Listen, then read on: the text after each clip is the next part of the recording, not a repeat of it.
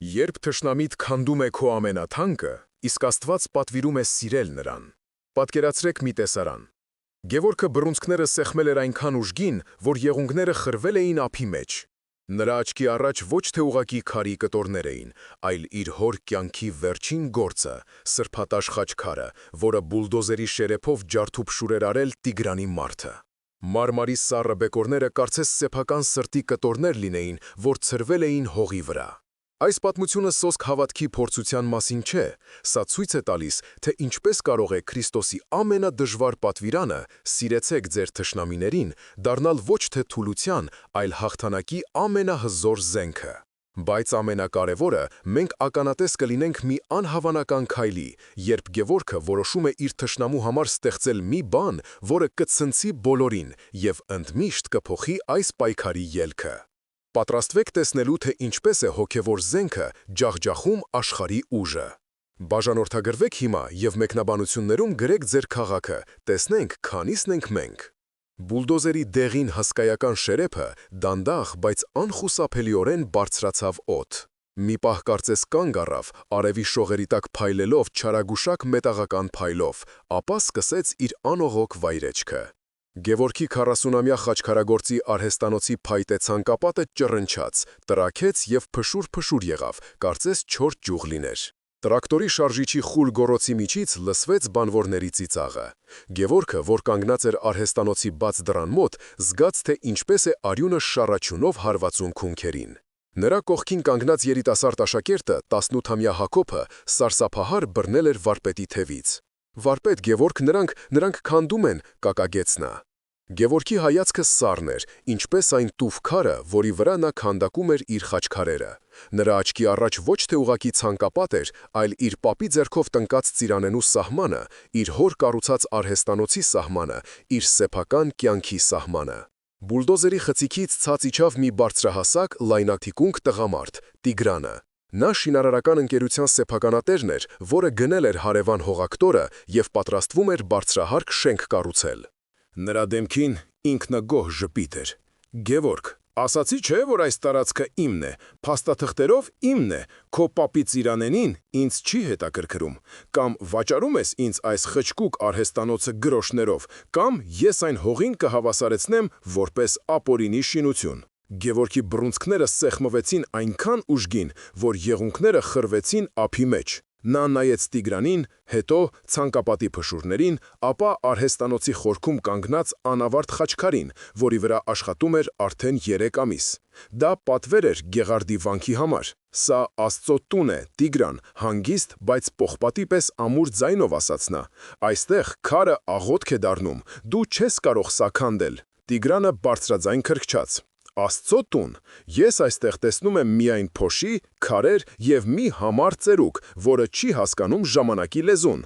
Ժամանակը փողն է, Գևորգ, իսկ քո աղոթքները բանկում հաշիվ չեն բացում։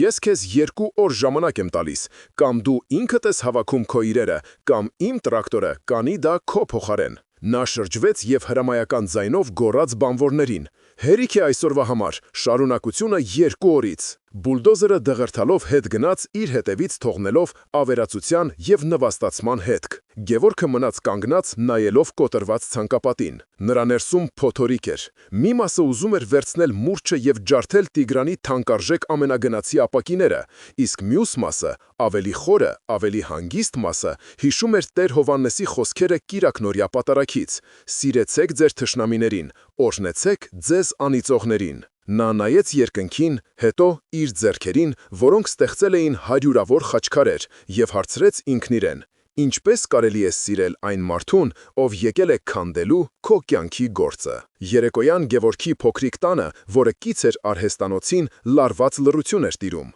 Նրա կինը Անին լուռ սուրճ էր պատրաստում, իսկ նրանց որդին, 15-ամյա Դավիթը, նստած պատուհանի մոտ նայում էր ավերված ցանկապատին։ «Հայր, մենք ոստիկանություն չենք զանգելու», վերջապես խախտեց լռությունը Դավիթը։ «Նա ոչնչացրեց մեր սեփականությունը, դա հանցագործություն է»։ Գևորգը գլուխը բարձրացրեց ավետարանից, որը բացված էր նրա առջև, Ղուկասի 6-րդ գլխի վրա։ «Նրա փաստաբանները ամեն ինչ կկարգավորեն, որդիս։ Նրա համար օրենքը թղթի կտոր է, որը կարելի է գնել»։ Անին սուրճի բաժակները դրեց սեղանին։ Նրա աչքերը կարմրել էին լացից, բայց ձայնը հաստատ ուներ։ Գևորգ, միգուցե պետք է խոսել Տեր Հավանեսի հետ, միգուցե եկեղեցին կարող է միջամտել։ Քո պապը այս արհեստանոցը կառուցել է Սուրբ Սրգիս եկեղեցու քահանայի օրհնությամբ։ Սա սուրբ վայր է։ Գևորգը փակեց Աստվածաշունչը։ Ես վաղը կգնամ եկեղեցի, բայց ոչ թե օգնություն խնդրելու։ Ես գնում եմ հասկանալու, թե ինչպես է հնարավոր կատարել Տիրոջ պատվիրանը, երբ քո ներսում ամեն ինչ գոռում է վրեժի մասին։ Այդ պահին դուռը թակեցին։ Գևորգը զարմացած նայեց կնոջը։ Նրանք ոչ ոքի չէին սպասում։ Դրան շեմին կանգնած էր Հակոբը, նրա աշակերտը, եւ նրա հետ էին եւս 3 երիտասարդներ, արհեստանոցի հարևանությամբ ապրող տղաներ։ Վարպետ Գևորգ, մենք լսեցինք, թե ինչ է եղել, ասաց Հակոբը, ձայնի մեջ զայրույթ կար։ Այդ Տիգրանը սահմաններ չունի, մենք ձեզ հետ ենք, ասացեք ինչ անենք։ Եթե պետք է, մենք նրա մեքենայի անվադողերը կծակենք, որ հասկանա, թե ում հետ գործ ունի։ Գևորգը նայեց նրանց վառվող աչքերին, տեսավ նրանց մեջ իր սեփական երիտասարդությունը, իր սեփական բուռն զգացմունքները։ Նա հասկանում էր նրանց զայրույթը, բայց գիտեր, որ դա ճանապարհ չէ։ Ոչ տղերք, հանգիստ, բայց վճռական ասաց նա։ Մենք այդպես չենք վարվելու։ Մեր զենքը քարն ու մուրճն են, ոչ թե դանակն ու չարությունը։ Ներս եկեք, մի բաժակ սուրճ խմենք։ Մենք պետք է ոչ թե պատասխանենք չարությանը չարությամբ, այլ գտնենք այլ ճանապարհ, Քրիստոսի ճանապարհը։ Հաջորդ առավոտ, երբ արևի առաջին շողերը նոր էին ոսկեզօծում Երևանի Սուրբ Սարգիս եկեղեցու գմբեթը, Գևորգն արդեն այնտեղ էր։ Նա մոմ վառեց Քրիստոսի սրբապատկերի առաջ եւ երկար աղոթեց, խնդրելով ոչ թե իր արհեստանոցի փրկությունը, այլ իմաստություն հասկանալու Աստծո կամքը։ Պատարագից հետո նա մոտեցավ Տեր Հովանեսին, մի իմաստուն սպիտակ մորուքով քահանայի, ով տասնյակ տարիներ ծառայում էր այդ եկեղեցում։ Նրանք միասին նստեցին եկեղեցու բակի նստարանին հին ընկուզենու ստվերի տակ։ Գևորգը պատմեց ամեն ինչ, առանց որևէ բան թաքցնելու, խոստովանելով նաև իր սրտում բուն դրած զայրույթն ու վրեժխնդրության ցանկությունը։ Տեր հայրը երկար վսում էր, առանց ընդհատելու, նրա հայացքը խորն էր ու կարեկիտ։ Գևորգ, եղբայր իմ ի Քրիստոս, վերջապես խոսեց նա, երբ Գևորգն ավարտեց։ Դու կանգնել ես քրիստոնյայի ամենամեծ փորձության առաջ։ Աշխարհը մեզ սովորեցնում է. ատամն ընդ ատան, բայց Տերը մեզ ասում է. եթե մեկը քո աջ ծնոտին ապտակ տա, մյուսն էլ դարձրու նրան։ Սա չի նշանակում լինել թույլ կամ թույլ տալ, որ ոտնահարեն քեզ։ Սա նշանակում է կոտրել չարիքի շղթան։ Տիգրանը քեզ հարվածում է աշխարհի զենքով, ուժով, փողով, սպառնալիքով։ Դու չես կարող նրան հաղթել նույն զենքով, որովհետև այդ դաշտում նա ավելի ուժեղ է։ Դու պետք է նրան տեղափոխես, քո դաշտը, հոգու դաշտը։ Բայց ինչպես, Սուրբ Հայր, հուսահատ հարցրեց Գևորգը։ Ինչ կարող եմ ես անել, երբ նրա տրակտորը կանգնած է իմ դրան առաջ։ Տեր Հովանեսը ժպտաց. դու խաչքարագործ ես, Գևորգ, դու գիտես, որ ամենակոպիտ քարից կարելի է ստանալ ամենանուրբ զարդանախշը։ Քո գործիքները մուրճն ու սրիչն են։ Աղոթքը քո մուրճն է, իսկ սերը քո սրիչը։ Գնա տուն, աղոթիր ոչ թե քեզ համար, այլ Տիգրանի հոգու փրկության համար, եւ խնդրիր Տիրոջը, որ քեզ ցույց տա, թե ինչպես կարող ես քո արվեստով հասնել նրա քարացած սրտին։ Պատասխանը կգա։ Գևորգը հեռացավ եկեղեցուց, սրտում ոչ թե հանգստություն, այլ ավելի մեծ խռովք։ Աղոթել Տիգրանի համար, ստեղծել մի բան նրա համար, դա անհնարին էր թվում, նույնիսկ անհեթեթ, բայց Տեր Հոր խոսքերը ցանվել էին նրա հոգում, եւ նա գիտեր, որ այդ սերմը կամ պետք է ծլի, կամ պետք է այրի իրեն ներսից։ Տուն վերադառնալով, Գևորգը գտավ իր ընտանիքը խոհանոցում հավաքված։ Սեղանին դրված ընթրիքը սառել էր, ոչ ոք ձեռք չէր տվել ուտելիքին։ Լարվածությունը կարելի էր դանակով կտրել։ Նրա կրտսեր եղբայրը Լևոնը, որը Երևանի կենտրոնում իրավաբանական գրասենյակ ուներ, արագ քայլերով չափում էր սենյակը։ Լևոնը գործնական մարդ էր, տաքարյուն եւ սովոր չէր պարտվելուն։ Նրա թանկարժեք կոստյումը եւ փայլուն կոշիկները անհեթեթ էին թվում հին խոհանոցի համեստ միջավայրում։ Ես չեմ հասկանում քեզ, Գևորգ։ Կտրուկ շրջվեց նա, կանգ առնելով եղբոր դիմաց։ Մինչ դու եկեղեցիներում ես շրջում, այս սրիկան պատրաստվում է մեր պապական տունը հողին հավասարեցնել։ Մենք պետք է գործենք։ Ես արդեն խոսել եմ իմ մարդկանց հետ։ Մենք կարող ենք նրա վրա այնպիսի կեղտ գտնել, որ նա կմոռանա մեր հասցեն։ Կարող ենք նրան դատի տալ ապօրինի շինարարության համար։ Կարող ենք մի քիչ վախեցնել։ Այս աշխարհում ուժեղն է ճիշտ, իսկ դու ինձ ավետարան ես մեջբերում։ Գևորգը հանգիստ նստեց սեղանի մոտ, բացեց Տեր Հովանեսի օրհնած Աստվածաշունչը եւ ձեռքը դրեց բաց էջին։ Լևոն, մեր ուժը ոչ թե կեղտի ու սպառնալիքների մեջ է, այլ այստեղ, ասաց նա, մատով թրքացնելով Սուրբ Գրքին։ Տերը մեզ ասում է. «Հերիք է», բղավեց Լևոնը, ձեռքով հարվածելով սեղանին։ Թեյի բաժակները զնգացին։ «Հերիք է քարոզել, դու քահանա չես, դու ընտանիքի հայր ես։ Քո որդին Դավիթը վախեցած նստած է անկյունում, քո կինը լաց է լինում, իսկ դու մեզ խորհուրդ ես տալիս մյուս թուշը դեմ տալ։ Տիգրանը դա կհասկանա որպես թուլություն և վաղը բուլդոզերով կմտնի մեր ննջասենյակ»։ Անին, որը մինչ այդ լուռ կանգնած էր վառարանի մոտ, միջամտեց։ Նրա ձայնը դողում էր, բայց խոսքերը ամուր էին։ Լևոն, եղբայրդ ճիշտ է։ Մենք չենք կարող իջնել նրա մակարդակին։ Եթե մենք պատասխանենք չարությանը չարությամբ, ապա ինչով ենք մենք նրանից լավը։ Մեր նախնիները այս հողը պահել են հավատքով, ոչ թե բռունցքով։ Սա յուղ լցրեց կրակի վրա։ Լևոնը ծաղրական ծիծաղեց։ Հավատքով։ Անի, դու իդեալիստ ես, իսկ ես ռեալիստ եմ, և իրականությունը այն է, որ վաղը մենք կարող ենք հայտնվել փողոցում։ Գևորգ, ես քեզ վերջին անգամ եմ հարցնում, դու ինձ թույլ տալի ես զբաղվել այս գործով իմ մեթոդներով, թե մենք նստելու ենք ձեռքներս ծալած ու սպասենք, թե երբ է Աստված երկնքից հրեշտակ ուղարկելու Տիգրանին խրատելու համար։ Ընտանիքը բաժանվեց երկու ճամբարի։ Դավիթը, որը միշտ հիացել էր իր հորեղբորի վճռականությամբ, տատանվում էր։ Նա տեսնում էր հոր ցավը, բայց և հասկանում էր Լևոնի փաստարկների տրամաբանությունը։ Քրիստոսի խորհուրդը, որը պետք է խաղաղություն բերեր, դարձել էր ընտանեկան պառակտման պատճառ։ Գևորգը նայեց իր եղբոր զայրացած դեմքին։ Կնոջ արցունքոտ աչքերին, որդու շփոթված հայացքին և հասկացավ, որ Տիգրանն արդեն հասել է իր առաջին հաղթանակին։ Նա քանդել էր ոչ միայն ցանկապատը, այլև նրանց ընտանիքի միասնությունը։ Ես չեմ կարող քեզ թույլ տալ, Լևոն, վերջապես ասաց նա։ Սա իմ պայքարն է, և ես այն կտանեմ իմ ճանապարհով։ Լևոնը գլուխը թափահարեց հիասթափված։ Լավ, բայց երբ դու կորցնես ամեն ինչ, մի զանգիր ինձ։ Նա վերցրեց իր պայուսակը և դուռը շրխացնելով դուրս եկավ, թողնելով Գևորգին միայնակ իր ավետարանի և իր անհնարին թվացող որոշման հետ։ Այդ գիշեր Գևորգը չկարողացավ քնել։ Նա գնաց արհեստանոց, վառեց մի փոքրիկ լամպ և նստեց Գեղարդի համար նախատեսված անավարտ խաչքարի մոտ։ Քարի սառը մակերեսը կարծես սառեցնում էր նրա այրվող մտքերը։ Նա վերցրեց սրիչն ու մուրճը, բայց ձեռքերը չէին ենթարկվում։ Նրա մտքում անընդհատ պտտվում էին Լևոնի խոսքերը։ Այս աշխարհում ուժեղն է ճիշտ։ Միթե ինքը սխալվում է։ Միթե իր հավատքը պարզապես միամտություն է։ Նա նայեց խաչքարի նուրբ զարդանախշերին, որոնք պատմում էին Քրիստոսի խաչելության մասին։ Նա միշտ հավատացել էր, որ խաչի վրա Տերը ցույց տվեց ոչ թե թուլություն, այլ անսահման ուժ, չարին սիրով հաղթելու ուժը։ Բայց ինչպես կիրառել այդ ուժը իրական կյանքում, երբ թշնամիդ ոչ թե վերացական գաղափար է, այլ կոնկրետ մարդ, Տիգրան անունով, ով պատրաստվում է քանդել քո աշխարհը։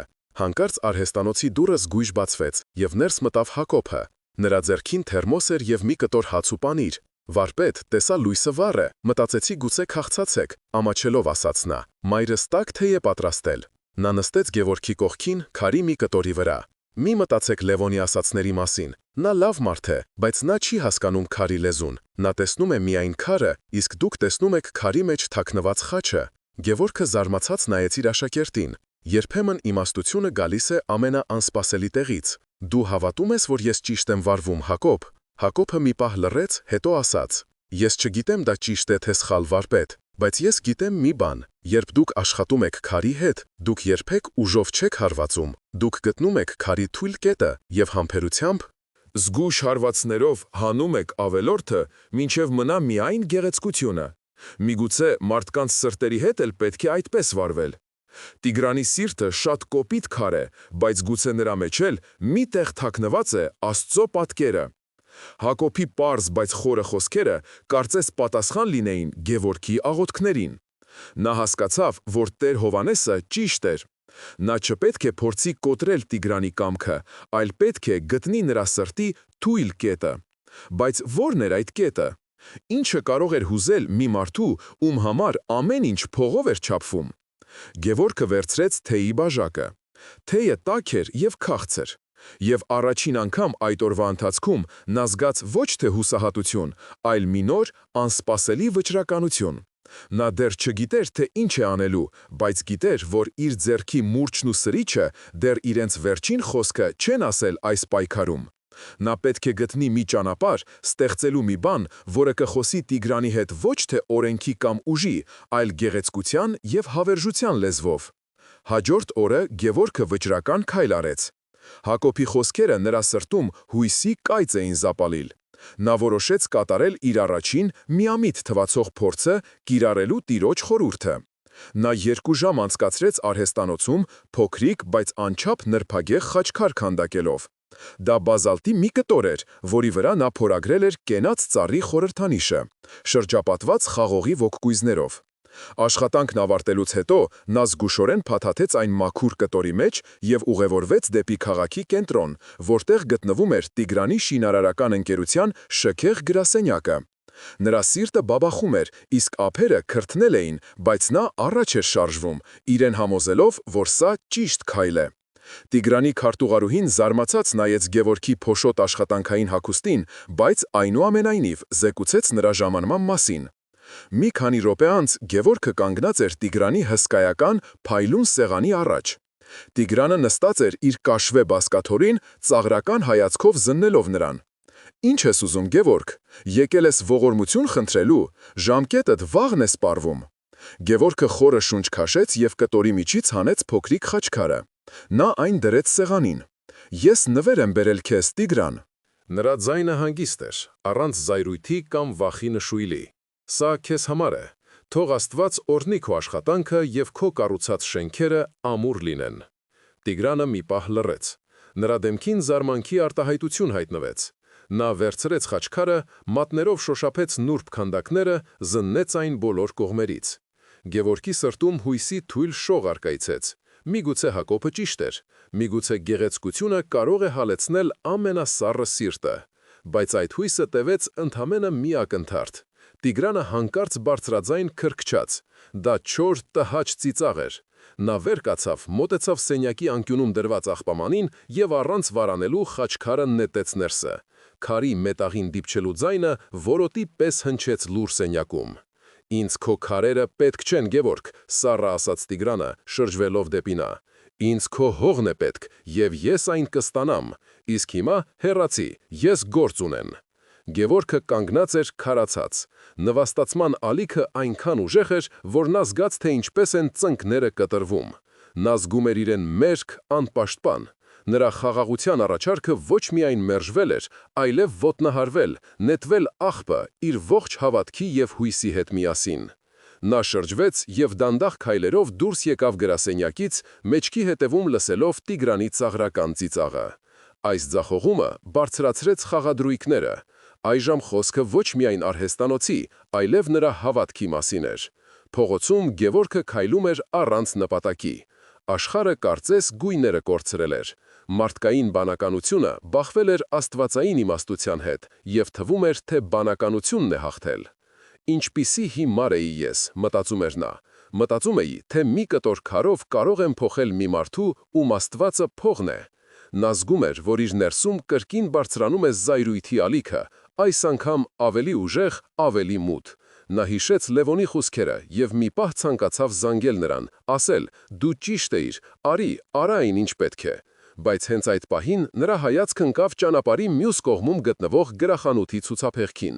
Այնտեղ գրքերի շարքերի մեջ դրված էր հայ մեծ վարդապետներից մեկի՝ Գրիգոր Տաթևացու «Գիրք հարցմանցի» նոր հրատարակությունը։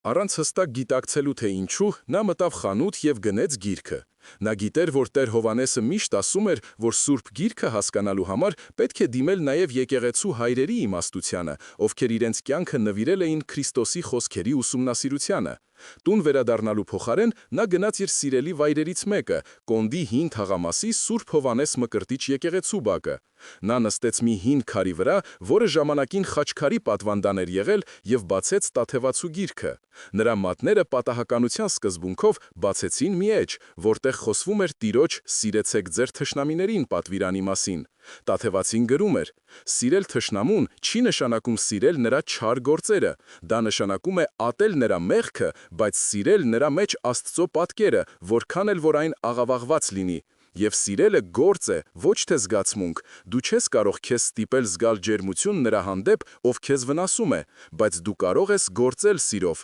դու կարող ես աղոթել նրա համար, բարիք գործել նրան, առանց փոխարենը որևէ բան ակնկալելու, եւ այս գործերի միջոցով է, որ Աստծո շնորհը կարող է հասնել եւ նրա, եւ քո սրտին։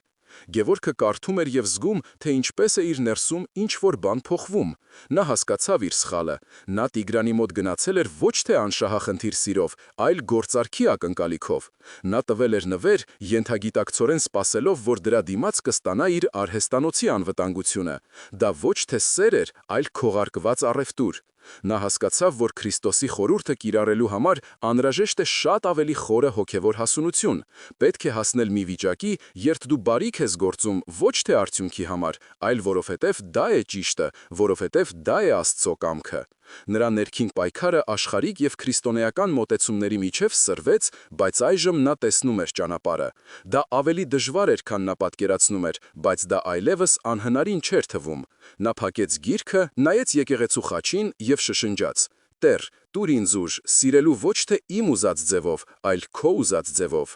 Գևորգի հոգևոր վերելքը կարճ տևեց։ 2 օր անց, երբ ժամկետը սպառվեց, Տիգրանը հասցրեց իր հաջորդ հարվածը, որն ավելի դաժան էր։ Քան բուլդոզերի շերեփը։ Նա դիմեց տեղեկատվական պատերազմի։ Տեղական ոչ այնքան հեղինակավոր, բայց շատ ընթերցվող թերթերից մեկում հայտնվեց մի ամբողջ էջ զբաղեցնող հոդված՝ «Խաչի անվան տակ թաքնված խաբեբեները» վերնագրով։ Հոդվածում, առանց անուններ տալու, բայց շատ թափանցիկ ակնարկներով, պատմվում էր մի հնամոլ խաչքարագործի մասին, որը ապօրինի զավթել է պետական հողը, խուսափում է հարկերից եւ շահարկում է կրոնական զգացմունքները իր ապօրինի արհեստանոցը պահպանելու համար։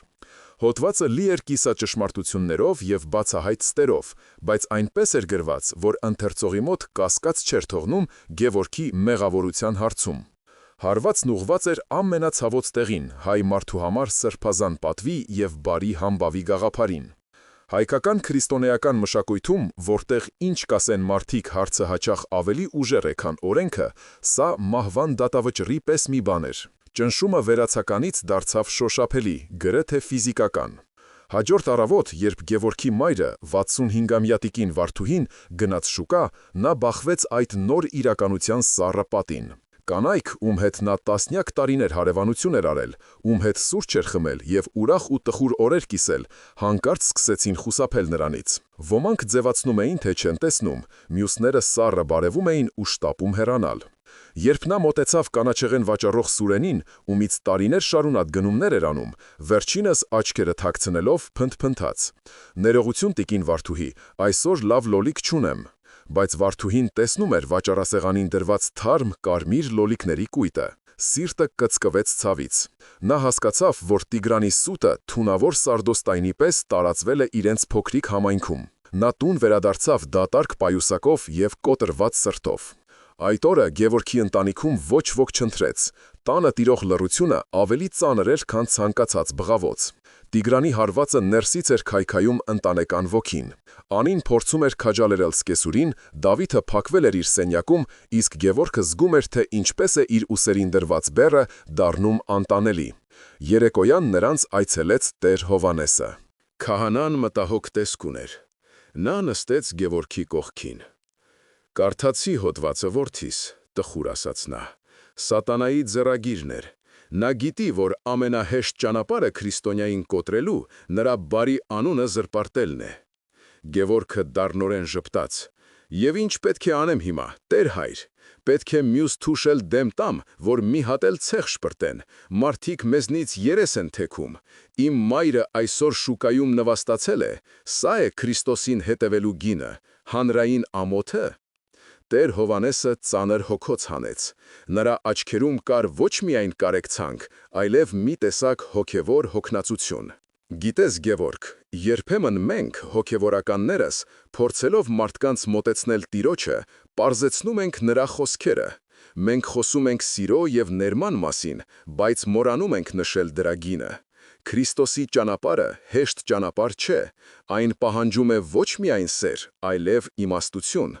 Միգուցե սիրել թշնամուն չի նշանակում թույլ տալ, որ նա անպատիժ ոչնչացնի քեզ եւ քո ընտանիքը։ Միգուցե պետք է փողզիջում գտնել։ Խոսիր եղբորդ Լևոնի հետ, նա գիտի օրենքի լեզուն, պաշտպանիր քո իրավունքները։ Աստված մեզ բանականություն է տվել, որ օգտագործենք այն։ Տեր հոր խոսքերը ցնցեցին Գևորգին։ Նա սպասում էր մխիթարության, հոգևոր զորության, բայց ստանում էր փողզիջման առաջարկ։ Նույնիսկ իր հոգևոր հովիվն էր կասկածում, որ Քրիստոսի խորհուրդը կարելի է բառացիորեն կիրառել այս դաժան աշխարհում։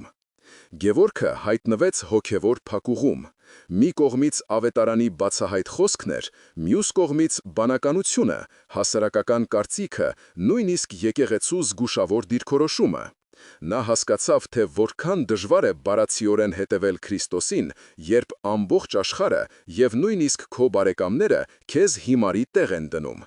Նա սկսեց կասկածել ոչ թե հավատքի, այլ իր Տիրոջ խոսքերը ճիշտ հասկանալու կարողության վրա։ Միգուցե Լևոնն էր ճիշտ, միգուցե Տեր Հայրն էր ճիշտ, միգուցե նա պարզապես մի համար, իդեալիստ խաչքարագործ է, որը փորձում է քարե գործիքներով կռվել ժամանակակից պողպատե մեքենաների դեմ։ Այդ գիշեր նա երկար աղոթեց, բայց նրա աղոթքը կարծես առաստաղին էր դիպչում ու հետ գալիս,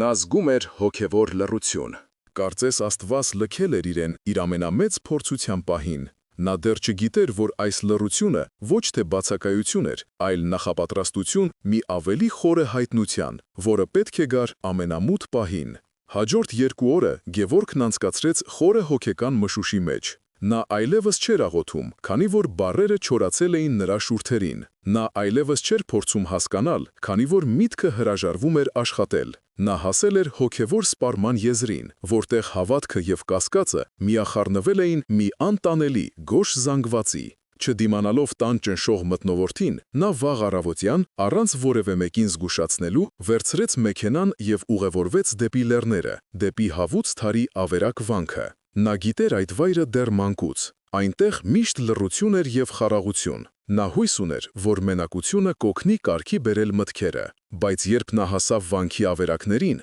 նա չաղոթեց։ Նա պարզապես նստեց մի կիսաքանդ պատի տակ, որտեղից հիանալի տեսարան էր բացվում դեպի Ազատի կիրճը, և սկսեց ուղղակի նայել դատարկությանը։ Նա ոչինչ չէր զգում, ոչ զայրույթ, ոչ թխրություն, ոչ հույս։ Դա լիակատար ներքին դատարկություն էր։ Նա նստեց այդպես մի քանի ժամ, դիտելով, թե ինչպես են ամպերը սահում երկնքում և ինչպես է քամին խաղում չոր հոտերի հետ։ Հենց այդ լռության և դատարկության մեջ տեղի ունեցավ հայտնությունը։ Դա չեկավ որպես ձայն երկնքից կամ տեսիլք։ Դա եկավ մի պարզ, գրեթե աննշան տեսարանի միջոցով։ Վանքի տարածքում խաղում էին մի քանի երեխաներ մոտակա գյուղից։ Նրանցից մեկը, մի 10 տարեկան տղա, վերցրեց մի միջին չափի քար և նետեց վանքի բակում պառկած թափառող շան ուղղությամբ։ Քարը դիպավ շան թաթին, և կենդանին ցավից կենկենգաց։ Այդ պահին վանքի ավերակների խորքից դուրս եկավ մի ծեր վանական։ Գևորգը նրան նախկինում չէր տեսել։ Նա շատ ծեր էր, կորացած,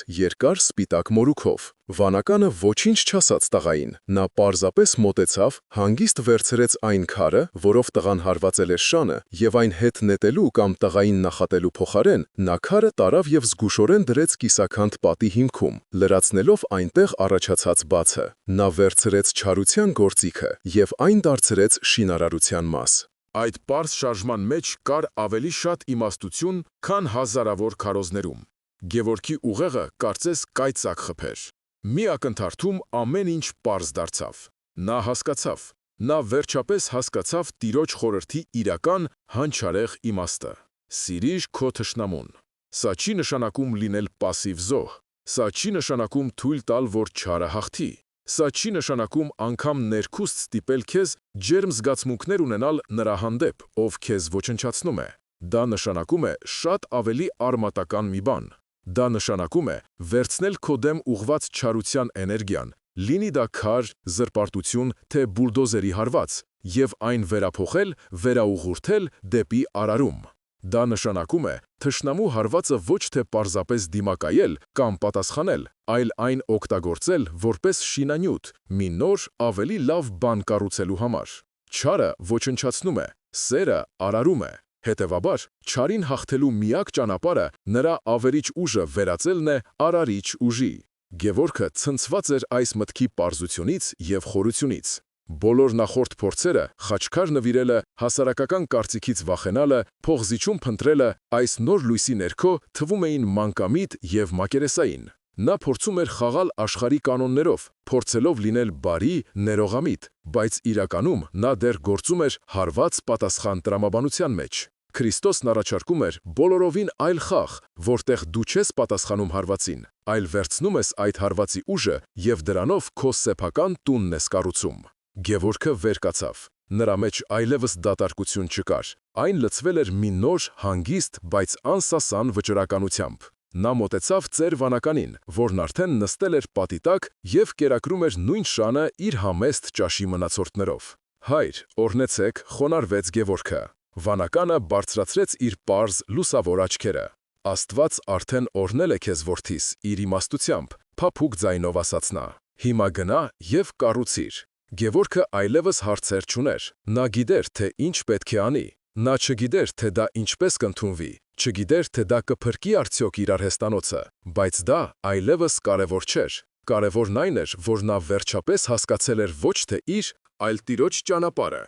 Նա վերադառնում էր Երևան ոչ թե պարտված մարդ, այլ որպես վարպետ, ով գտել է իր կյանքի ամենակարևոր քարը եւ գիտի, թե ինչպես դրանից քանդակել հաղթանակ։ Նա պետք է վերցներ Տիգրանի նետած ամենակեղտոտ քարը, զրպարտությունը, եւ դրանով կառուցեր իր կյանքի ամենագեղեցիկ խաչքարը։ Երբ Գևորգը վերադարձավ տուն, նա այլ մարդ էր։ Նրա աչքերում այլևս չկար կասկածի կամ հուսահատության ստվերը։ Դրա փոխարեն վառվում էր հանգիստ, բայց անսասան մի լույս, որը զարմացրեց բոլորին։ Նա ոչինչ չբացատրեց, պարզապես խնդրեց իր ընտանիքին, կնոջը Անիին, մորը տիկին Վարդուհուն, որդուն Դավիթին եւ նույնիսկ զանգահարեց եղբորը Լևոնին, խնդրելով անհապաղ գալ, հավաքվել հյուրասենյակում։ Երբ բոլորը տեղավորվեցին, սպասելով լսելու հերթական հուսահատ ելույթը կամ հնարավոր է հանձնվելու մասին հայտարարությունը, Գևորգը կանգնեց նրանց առջև։ Նրա ձայնը հստակ էր եւ զորավոր։ «Ես կտա պատասխանը», պարզ ասաց նա։ «Ես հասկացա, թե ինչպես պետք է պայքարենք»։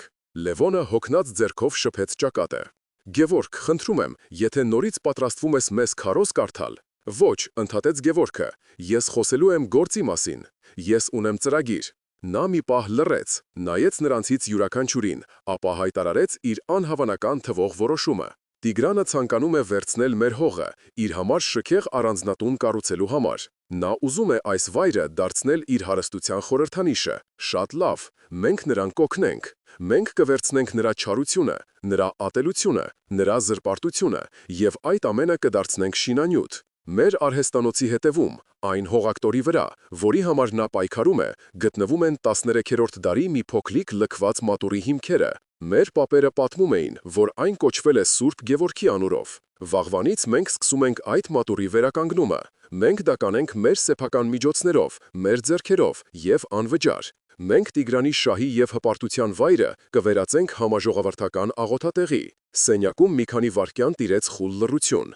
Բոլորը նայում էին Գևորգին, կարծես նա խելագարված լիներ։ Առաջինը խոսեց Լևոնը, հազիվ զսպելով ծիծաղը։ «Դու կատար»։ «Ես անում»։ «Դու լուրջ մտածում ես, որ դա կկանգնեցնի նրա բուլդոզերը։ Նա մեզ վրայով կանցնի եւ չի էլ նկատի։ Դու ուզում ես կառուցել մի բան մի հողի վրա, որը վաղը կարող է քոնը չլինել։ Սա ինքնասպանություն է, ոչ թե ծրագիր»։ Տիկին Վարդուհին անհանգիստ նայեց որդուն։ «Տղաս, միգուցե Լևոնը ճիշտ է։ Դա շատ վտանգավոր է։ Տիգրանը կատաղած կլինի»։ Բայց հետո խոսեց Անին։ Նա ամբողջ ընթացքում լուր նայում էր ամուսնու դեմքին։ Նա տեսնում էր այն, ինչ մյուսները չէին տեսնում։ Նա տեսնում էր ոչ թե խելագարություն, այլ հայտնություն։ Նա տեսնում էր, որ իր ամուսինը վերադարձել է ոչ թե պարտված, այլ հաղթանակած։ Նա վեր կացավ, մոտեցավ Գևորգին եւ բռնեց նրա ձեռքը։ «Ես քեզ հետ եմ», հանգիստ, բայց ամուր ասաց նա։ «Եթե մենք պետք է կորցնենք այս տունը, ապա թող կորցնենք այն, աղոթատեղի կառուցելիս, ոչ թե փաստաբանների գրասենյակներում թաքնված»։ Անիի այս քայլը փոխեց ամեն ինչ։ Նրա հավատքը դարձավ այն կամուրջը, որով Գևորգի գաղափարը անհնարին երազանքից դարձավ իրական ծրագիր։ Դավիթը, տեսնելով մոր վճռականությունը, նույնպես վեր կացավ։ «Ես էլ եմ օգնելու, հայրիկ, ես կարող եմ քարեր տեղափոխել»։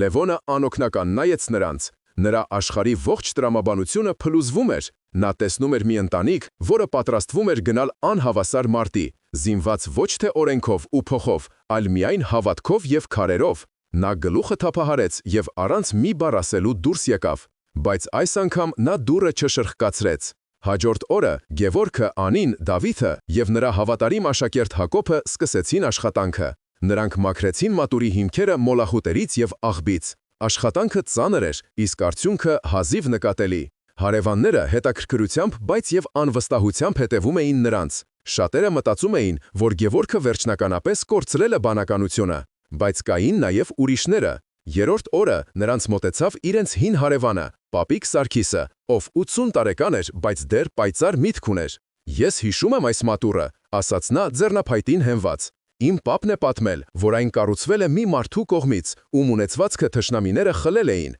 Բայց նա իր վերջին գումարով այս մատուռն է կանգնեցրել, ասելով, թող իմ կորուստը ուրիշների համար օրհնություն դառնա»։ Նա նայեց Գևորգին և նրա աչքերում հարգանք կար։ «Դու ճիշտ գործ ես անում, տղաս։ Դու վերականգնում ես ոչ միայն քարե պատերը, այլև մեր հիշողությունը»։ Պապիկ Սարգսի խոսքերը և նրա հեղինակությունը համայնքում դարձան առաջին ճաքը անվստահության պատի մեջ։ Նույն օրը երեկոյան, երբ Գևորգի փոքրիկ թիմը հոգնած նստած հանգստանում էր, նրանց մոտեցան մի քանի երիտասարդներ, նույն այն տղաները, ովքեր առաջարկում էին ծակել Տիգրանի անվադողերը։ «Վարպետ Գևորգ», ասաց նրանցից մեկը, մենք ուզում ենք օգնել, մենք շատ բան չենք հասկանում քարերից, բայց մենք ուժեղ ենք, կարող ենք հող փորել, ծանրություն բարձրացնել։ Այսպես, կամաց-կամաց Գևորգի շուրջը սկսեց ձևավորվել նոր դաշինք։ Դա ոչ թե զոհերի, այլ արարողների դաշինք էր։ Մարդիկ, ովքեր հասկացան, որ չարին հաղթելու լավագույն միջոցը նրա աչքի առաջ բարիք գործելն է։ Հաջորդ 2 շաբաթը Գևորգի արհեստանոցի հարակից տարածքը վերածվեց իսկական մարտադաշտի, բայց սա մի տարօրինակ պատերազմ էր, որտեղ մի կողմը կառուցում էր, իսկ մյուսը փորձում էր քանդել ոչ թե քարով, այլ հոգեբանական ճնշմամբ։ Լուրը, որ խաչքարագործ Գևորգը սկսել է վերականգնել հին մատուռը, արագորեն հասավ Տիգրանին։ Նրա արձագանքը չուշացավ։ Մի առավոտ, երբ Գևորգը և իր փոքրաթիվ կամավորները՝ Անին, Դավիթը, Հակոբը և մի քանի երիտասարդներ դնում էին մատուռի պատի առաջին քարերը, հորիզոնում հայտնվեցին 3 սև փայլուն ամենագնացներ։ Նրանց կանգ առան շին հրապարակից մի քանի մետր հեռավորության վրա, և մեքենաներից դուրս եկան Տիգրանը և նրա մկանուտ տղաները։ Նրանք ձեռք չտվեցին ոչ ոքի, բայց սկսեցին իրենց հոգեբանական գրոհը։ Մեքենաներից ամբողջ հզորությամբ միացրին ռաբիս երաժշտություն, որի խլացուցիչ ձայնը անհնարին էր դարձնում խոսելը և կենտրոնանալը։ Հետո նրանք սկսեցին մոտակայքում աղբ թափել, շինարարական մնացորդներ, հին անվադողեր, ստեղծելով մի փոքրիկ գարշահոտ աղբանոց։ Նրանք բարձրաձայն ծաղրում էին Գևորգին և նրա օգնականներին, անվանելով նրանց խելագար սրբեր, հողի վրա երազողներ։ Բայց Գևորգը, որը սովորել էր իր դասը հավուց թառում, այլևս չէր տրվում սադրանքներին։ Նա գիտեր, որ այս ամբողջ աղմուկն ու կեղտը այն քարերն են, որոնք Տիգրանը նետում է իր վրա։ Եվ նա գիտեր, թե ինչպես դրանք օգտագործել։ Նա լուրջ շարունակում էր իր գործը։ Յուրաքանչյուր վիրավորական խոսքի դիմաց նա ևս մեկ քար էր դնում պատի մաջ, ավելի խնամքով, ավելի ամուր։ Յուրաքանչյուր բարձր երաժշտության ակորդի դիմաց նա ավելի ուժգին էր հարվածում մուրճով, կարծես աղմուկը վերածելով աշխատանքի ռիթմի։ Նրա հանգստությունը և անսասան վճռականությունը սկսեցին ազդել մյուսների վրա։ Անին, որը սկզբում վախեցած սեղմվել էր ամուսնուն, սկսեց լուռ աղոթել, իր աղոթքով ստեղծելով անտեսանելի պաշտպանիչ վահան։ Հակոբը և մյուս երիտասարդները, տեսնելով իրենց վարպետի օրինակը, ավելի մեծ եռանդով լծվեցին գործին։ Նրանք սովորեցին անտեսել աղմուկը և կենտրոնանալ միայն քարի և շաղախի վրա։ Տիգրանի ճնշումը տվեց հակառակ արդյունքը։ Գևորգի պայքարը դարձավ հրապարակային։ Հարևան թաղամասերից մարդիկ սկսեցին գալ տեսնելու այս տարօրինակ դիմակայությունը։ Սկզբում նրանք հեռվից էին դիտում, բայց հետո, տպավորված Գևորգի համառությունից, սկսեցին միանալ նրան։ Մի օր նրանց մոտեցավ մի տարեցկին և մի զամբյուղ տաք կարկանդակ մեկնեց։ «Սա ձեզ, զավակներս, որ ուժեղ լինեք», ասաց նա։ Մեկ ուրիշը մի քանի շիշ ջուր բերեց։ Շուտով Գևորգի շուրջը հավաքվեց մի փոքրիկ բանակ, բաղկացած ոչ թե զինվորներից, այլ հասարակ մարդկանցից, ովքեր հոգնել էին անարդարությունից և ուժի պաշտամունքից։ Մի երեկո, երբ Տիգրանի մարդիկ արդեն հեռացել էին, Գևորգի մոտ անսպասելիորեն եկավ Լևոնը։ Նա կանգնած էր հեռվում, ձեռքերը գրտաններում և դիտում էր, թե ինչպես են մարդիկ մաքրում տարածքը և պատրաստվում հաջորդ օրվա աշխատանքին։ Գևորգը մոտեցավ նրան։ «Եկել ես ասելու, որ ես խելագար եմ», հանգիստ հարցրեց նա։ Լևոնը երկար լռեց։ «Ես խոսել եմ իմ ծանոթների հետ», վերջապես ասաց նա, խուսափելով նայել եղբոր աչքերին։ «Այս հողի կարգավիճակը վիճելի է։ Տիգրանի փաստաթղթերը այնքան էլ մաքուր չեն, իսկ այն փաստը, որ այստեղ պատմական հուշարձան կա, թեկուզ եւ ավերված, ամբողջովին փոխում է իրավիճակը։ Եթե մենք դիմենք դատարան, մենք դատարան չենք դիմելու, Լևոն», փափուկ ընդհատեց Գևորգը։ «Մեր դատարանը այստեղ է», նա ցույց տվեց մատուռի բարձրացող պատերը։ «Իսկ մեր փաստաբանը Աստված է»։ Լևոնը նայեց եղբորը, հետո մատուռին, որի շուրջը մարդիկ էին հավաքվել։ Նրա դեմքին առաջին անգամ հայտնվեց ոչ թե ծաղր, այլ շփոթություն։ Նա տեսնում էր, որ Գևորգի խելագարությունը աշխատում է, այն միավորել էր մարդկանց, հույս էր տվել և ստեղծել էր մի բան, որը Տիգրանի փողն ու ուժը չէին կարող քանդել։ Ես չեմ հասկանում քեզ, խոստովանեց նա, բայց եթե քեզ իրավաբանական խորհրդատվություն պետք լինի, պարզապես զանգիր։ Նա շրջվեց և հեռացավ, թողնելով Գևորգին մի նոր զգացումով։ Նա ոչ միայն թշնամու հարձակումն էր վերածում արարման, այլև իր սեփական եղբոր կասկածամտությունը հնարավոր դաշինքի։ Գևորգի գործողությունները սկսեցին ցույց տալ Քրիստոսի խորհրդի զորությունն ու իմաստությունը։ Հարաբերություններում լարվածությունը սկսեց թուլանալ։ Անին այլևս չէր լացում, նա աշխատում էր ամուսնու կողքին դառնալով շինարարության հոգին։ Դավիթը, որը նախկինում հիանում էր հորեղբոր ուժով, այժմ հպարտանում էր հոր իմաստությամբ։ Նույնիսկ Տեր Հովհաննեսը մի օր եկավ շինհրապարակ։ Նա երկար դիտեց աշխատանքը, հետո մոտեցավ Գևորգին և ամուր սեղմեց նրա ձեռքը։ «Դու ինձ դաս տվեցիր, որդիս», խոստովանեց նա։ «Ես քեզ խորհուրդ էի տալիս փոխզիջման գնալ, իսկ դու ինձ ցույց տվեցիր հավատքի ուժը։ Դու ոչ թե պաշտպանվում ես, այլ հարձակվում ես բարությամբ և արարմամբ։ Սա իսկական քրիստոնեական պատերազմ է»։ Գևորգը հասկացել էր, որ Տիրոջ խորհուրդը ոչ թե պասիվ տառապանքի կոչ է, այլ ակտիվ, ստեղծագործ դիմադրության ռազմավարություն։ Նա վերցրել էր թշնամու զենքը և այն վերափոխել իր սեփական գործիքի, ցույց տալով իր բնավորության իրական ուժը, որը ծնվել էր ոչ թե մկաններից, այլ Հիսուսի իմաստության կիրառումից։ Մատուռի պատերը արդեն հասնում էին մարդահաս բարձրության, երբ եկավ գագաթնակետի օրը։ Տիգրանը, զայրացած նրանից, որ իր ճնշումները ոչ միայն չեն կոտրել Գևորգին, այլև ավելի շատ մարդկանց են համախմբել նրա շուրջ, որոշեց անձամբ գործել։ Մի առավոտ նրա ամենագնացը փոշի բարձրացնելով մոտեցավ շինհրապարակին։ Այս անգամ նա մենակ էր։ Նա դուրս եկավ մեքենայից, և նրա հայացքում այնպիսի սառը կատաղություն կար, որ բոլորը տեղում սառեցին։ Երաժշտություն չկար, վիրավորանքներ չկային, միայն խիտ լարված լռություն։ Տիգրանը դանդաղ, ծանր քայլերով ուղիղ գնաց դեպի Գևորգը, որը կանգնած էր մատուռի անկյունաքարի մոտ։ Կամավորները մի քայլ հետ գնացին ճանապարհ տալով։ Սա երկու մարդկանց անձնական մենամարտն էր, երկու աշխարհայացքների բախումը։ Տիգրանը կանգ առավ Գևորգի դիմաց, նրանց միջև ընդամենը մի քայլ էր մնացել։ Նրա հսկայական կազմվածքը ստվեր էր գցում խաչքարագործի վրա։ «Դու դեռ այստեղ ես, շնչակտուր», զսպված կատաղությամբ խոսեց նա։ «Դու կարծում ես, որ այս քարերի կույտը կփրկի քեզ։ Ես քեզ կջնջեմ այս հողի երեսից»։ Գևորգը չշարժվեց, նա չէր վախենում։ Այդ պահին նրա սրտում միայն խաղաղություն էր և մի խորը անսահման կարծիքանք այս ուժեղ, բայց ներքուստ դժբախտ մարդու հանդեպ։ Նա նայեց ուղիղ Տիգրանի աչքերի մեջ, և նրա ձայնը հնչեց հանգիստ ու պարզ։ «Ես գիտեմ, որ դու այս թաղամասից ես, Տիգրան։ Ես խոսեցի ծերերի հետ։ Ես գիտեմ, որ քո հայրը, վարպետ Մանուկը, հայտնի որմնադիր էր, իսկ մայրդ, տիկին Շուշանը, երգում էր եկեղեցու երգչախմբում»։ Գևորգը ձեռքը մեկնեց և իր կողքին դրված քարերից վերցրեց մի փոքրիկ, գեղեցիկ մշակված տուֆի կտոր, որի վրա փորագրված էր միայն երկու բառ՝ «Մանուկ» և «Շուշան»։ Նա մեկնեց քարը Տիգրանին։ «Այս մատուռը կառուցվում է ի հիշատակ բոլոր այն մարդկանց, ովքեր այս հողի վրա ապրել, սիրել և արարել են։ Այն կառուցվում է նաև քո ծնողների հիշատակին։ Սա առաջին քարն է։ Դու կարող ես դնել այն պատի մեջ կամ կարող ես վերցնել ու ջարդել»։ Այդ պահին տեղի ունեցավ անհավանականը։ Տիգրանի դեմքի քարե դիմակը ճաք տվեց։ Նրա աչքերում մի ակնթարթ երևաց ոչ թե շինարարական մագնատը, այլ մի փոքրիկ տղա, որը հիշեց իր ծնողներին։ Նրա լայն ուսերը մի փոքր կորացան։ Նա նայեց քարին, հետո Գևորգին, հետո մատուռի պատերին, որոնց շուրջը լուռ կանգնած էին հասարակ մարդիկ։ Նա տեսավ ոչ թե իր թշնամիներին, այլ մի համայնք, որը վերականգնում էր մի բան, որը նա վաղուց կորցրել էր՝ հիշողությունը, հավատքը, արմատները։ Նրա ձեռքը դողալով մեկնվեց և վերցրեց քարը։ Նա մի քանի վայրկյան ամուր սեղմեց այն իր ափի մեջ, կարծես ուզում էր դրանից ուժ քաղել։ Հետո, առանց որևէ բառ ասելու, նա կտրուկ շրջվեց, գնաց դեպի իր մեքենան և մեծ արագությամբ հեռացավ։ Նա չդրեց քարը պատի մեջ, բայց նաև չջարդեց այն։ Նա տարավ այն իր հետ, և բոլորը հասկացան, որ պատերազմն ավարտված է։ Գևորգը հաղթել էր, առանց օք հարվածի, առանց օք վիրավորական խոսքի։ Մի քանի ամիս անց Սուրբ Գևորգ մատուռը կանգնած էր իր ողջ գեղեցկությամբ։ Փոքրիկ, բայց լուսավոր, այն դարձել էր Թաղավասի հոգևոր կենտրոնը։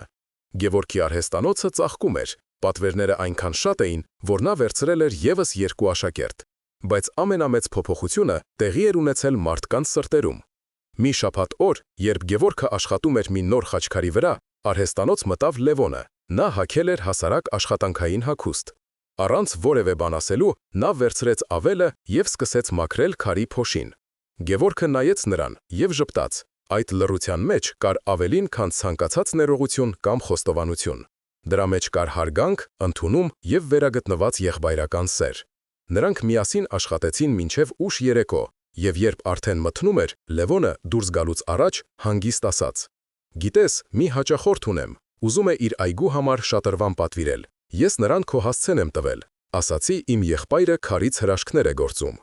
Գևորգի ընտանիքը գտավ իր խաղաղությունը։ Տիկին Վարդուհին հպարտությամբ էր գնում շուկա, որտեղ նրան դիմավորում էին ժպիտով և հարգանքով։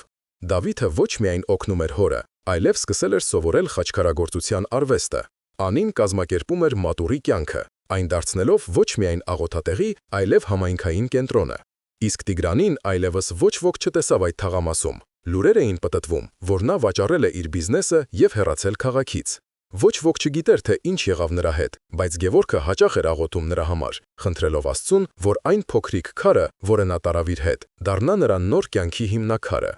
Սիրելի բարեկամներ, այս պատմությունը մեզ սովորեցնում է մի կարևոր դաս։ Քրիստոսի խորհուրդը՝ սիրեցեք ձեր թշնամիներին, ոչ թե թուլության կամ պարտվողականության կոչը, այլ հաղթանակի ամենահզոր ռազմավարությունը։